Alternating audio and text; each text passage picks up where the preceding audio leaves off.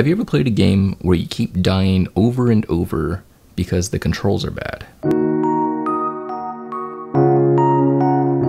You might feel like the game is to blame, but really when it comes down to it, you can't blame the game because all it's doing is what you told it to do.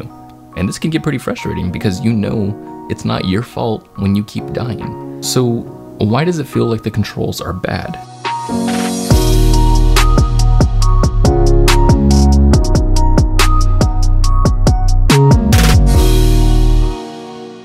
Well, I think what's happening here is a small disconnect in your perception.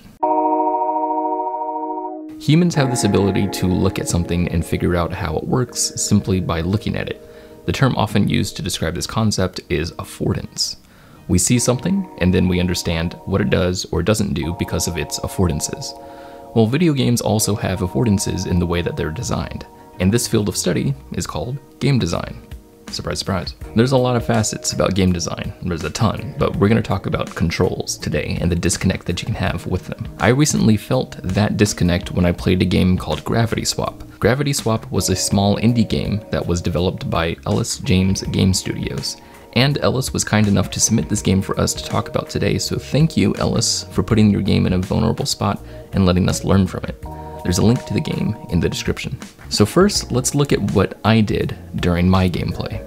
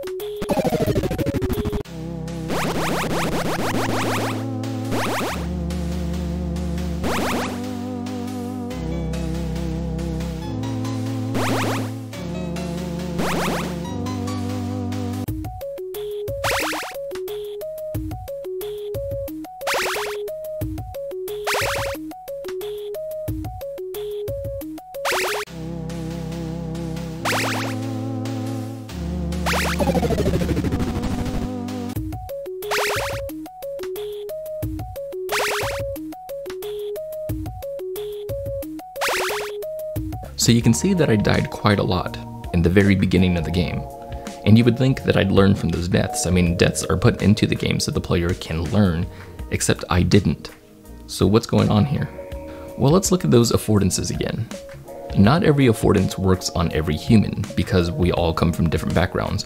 One such real-world example is the rotary phone. In the 60s and 70s, it was very obvious what the holes were used for. But to anyone who grew up after the phone was discontinued, it's not at all obvious that you stick your finger in a hole and then turn. The affordance can fail depending on the background of the user. So in this case, I'm a gamer who plays a lot of platform games.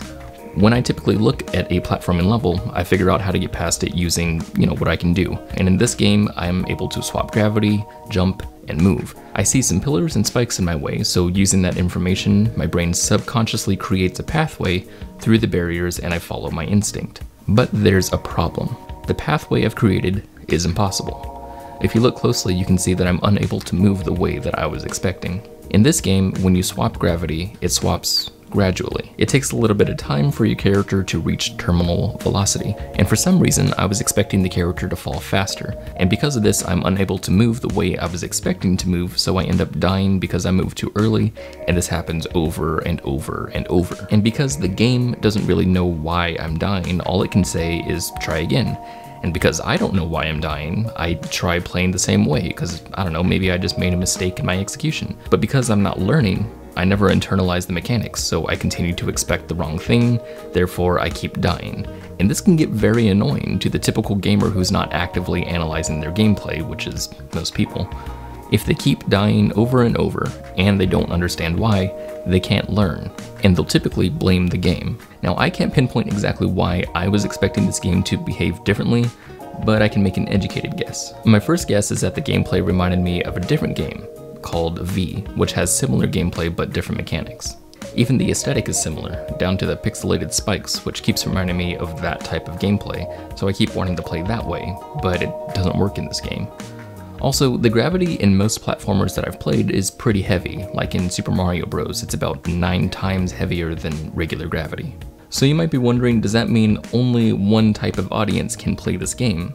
Well, not really, but it's certainly designed for that one type of audience, and you know, it's the people that would think naturally in these kinds of mechanics, and if they played this game, they would have a lot of fun. But if we wanted to expand the audience to include people like me, there are some tweaks that we could do to the game design.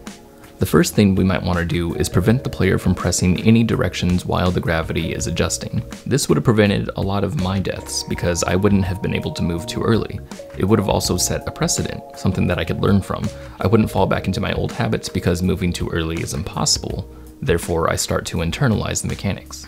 A different thing we could do is, instead of tweaking the mechanics, we could tweak the levels so that they encourage the player not to move so suddenly. With levels that have long vertical corridors, it would change the gameplay to challenge movement while gravity is in full swing, rather than challenging movement when gravity hasn't fully kicked in yet, like in these small little hallways here.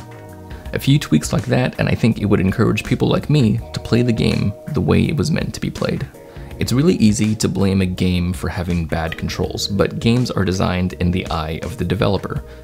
What worked for them may not work for the player, and if developers wish to broaden their audiences, they need to remember that not everyone's mind works the same, and players might play a way that wasn't originally intended. Playtesting is often the answer to this problem, and if you need playtesting or want to playtest yourself, you can check out our Discord at gamesover.coffee to see our newly created playtesting channel.